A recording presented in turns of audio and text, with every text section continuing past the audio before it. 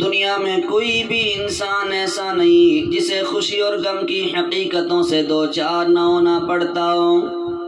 ہر آدمی کی زندگی خوشی اور غم کی بہاروں سے معمور ہوتی ہے۔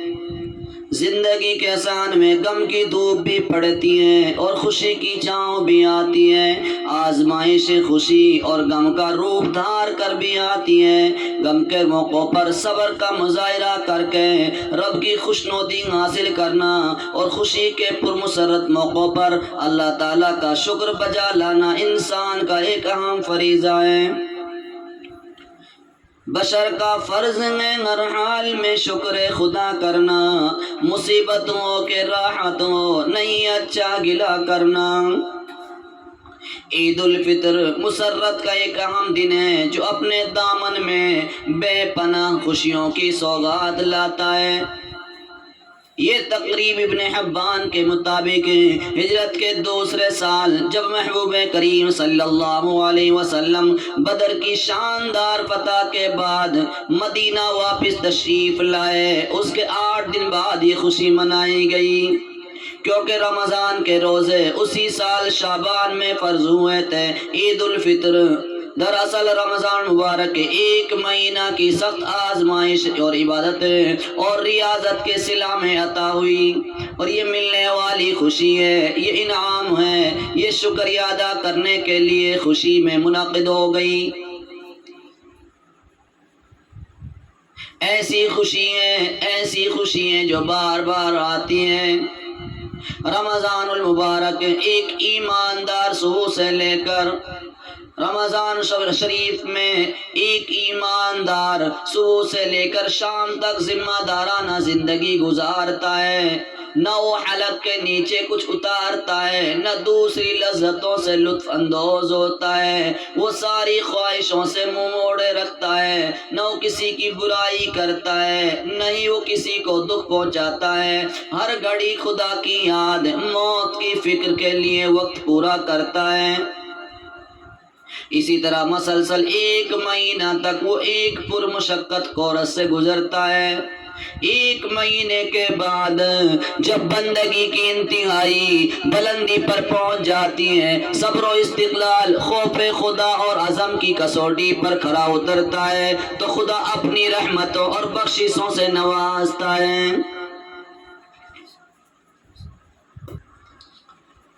اسی طرح حال گزرتا رہتا ہے، وقت گزرتا رہتا ہے، بندہ اپنی عبادت پر پورا اترتا ہے، دن کے روزے رکھتا ہے، رات کو تراویح پڑھتا ہے، خدا کا قرآن تراویح میں سنتا ہے، قرآن پاک کی تلاوت خود بھی کرتا ہے، ساری کھاتا ہے، تہجد پڑھتا ہے، اپنے رب کے حضور کبھی سجدے میں روتا ہے، کبھی انکساری عاجزی کرتے ہوئے اللہ کے حضور حاضری دیتے ہوئے سر جھکاتے ہوئے داخل ہوتا ہے، تو اللہ تعالیٰ کی رحمتیں اور بخشش سے جوش میں آتی ہیں۔ اللہ تعالیٰ اپنی رحمت اور بخششوں سے ایسے اپنے بندے کو نوازتا ہے، اور جس کا ادنا سا بدلہ دنیا میں عید الفطر کی خوشیوں کی شکل میں عطا کرتا ہے، اور اس خوشی میں بندہ اپنے رب کے حضور 2 رکعت نماز اس انعام پر بطور شکرانہ ادا کرتا ہے، اور وہ اپنی زبان سے کہتا ہے، اے میرے ربا،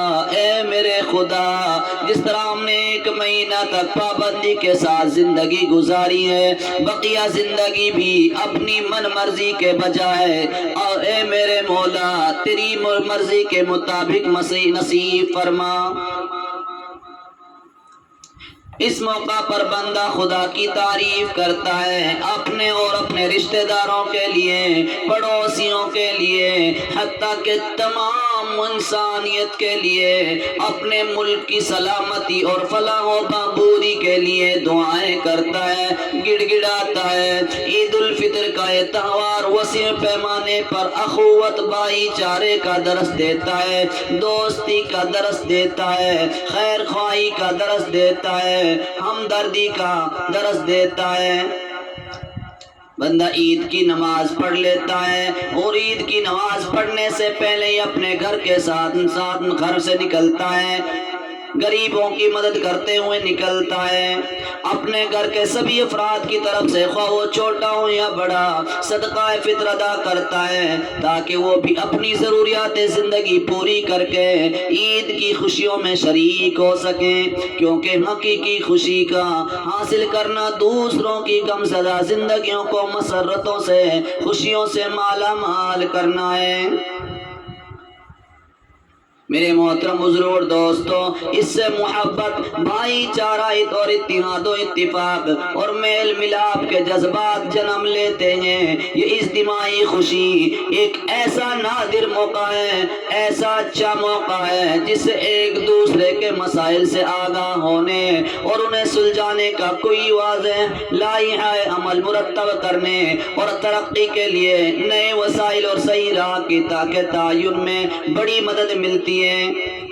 عید کے دن کو دنیا میں عید کا مگر آسمانی دنیا میں انعام کا دن کہا جاتا ہے۔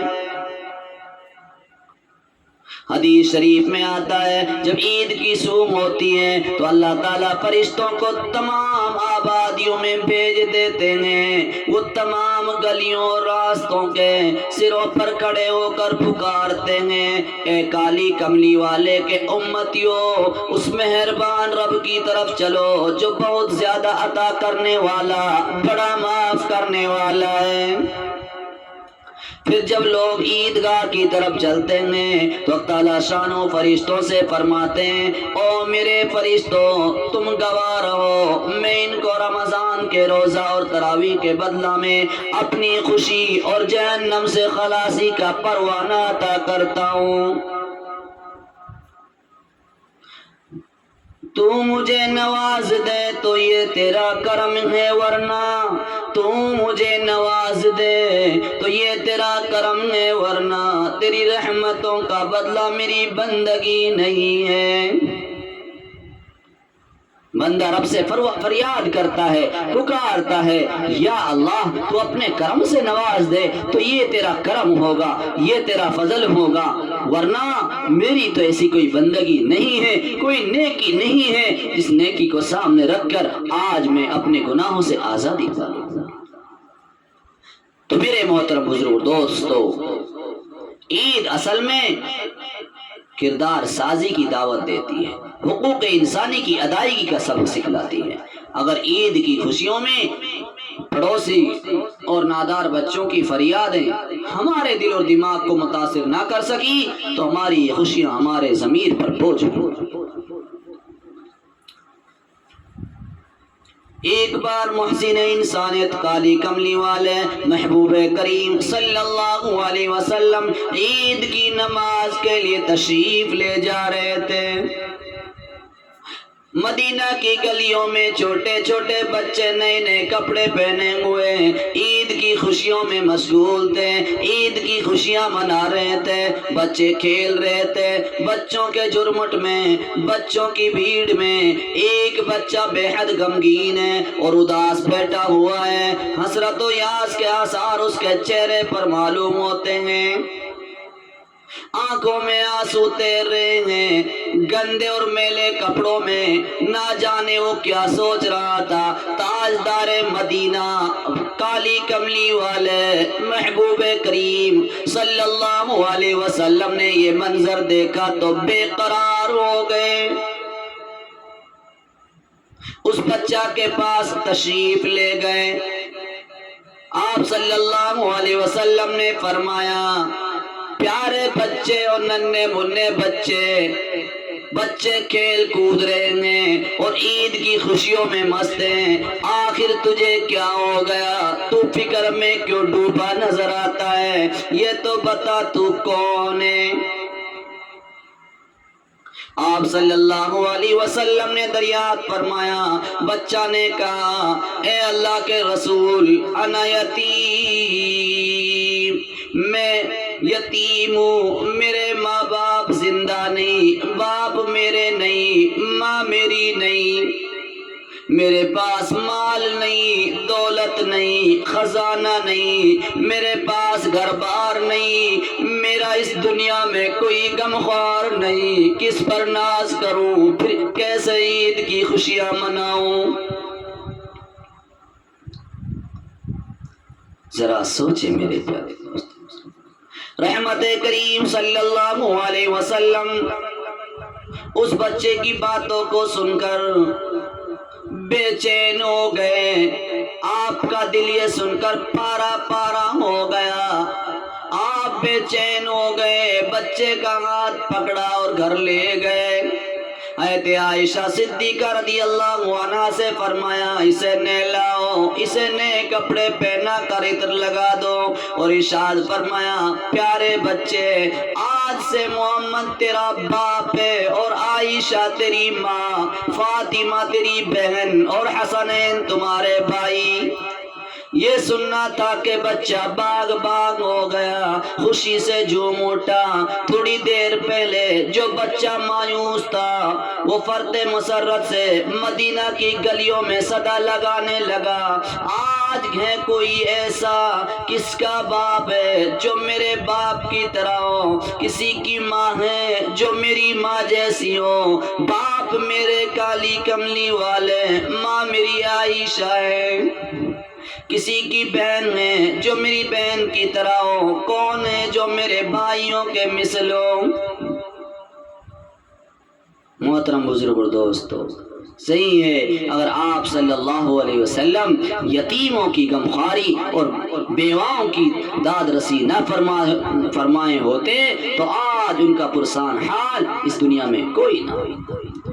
بچے نے صدا لگانی شروع کی، بچوں نے دیکھا ابھی رو رہا تھا، ابھی پھٹے پرانے کپڑے تھے، ابھی تو گندا تھا، اب دیکھو اس کی کیا خوشی ہے، کیسے جھومتا ہے۔ سارے بچے رونے لگ گئے، تمام بچے رونے لگ گئے، بچوں نے آوازاری شروع کر دی، بچے رونے لگے، بچوں نے پکارنا شروع کر دیا، کاش کہ آج ہمارے ماں باپ نہ ہوتے، ہمارے ماں باپ ہمیں دنیا میں نہ ملتے، ہمارے ماں باپ مر گئے ہوتے تو آج کالی کملی والے ہمارے ابو بنتے، امی عائشہ ہماری اماں بنتی۔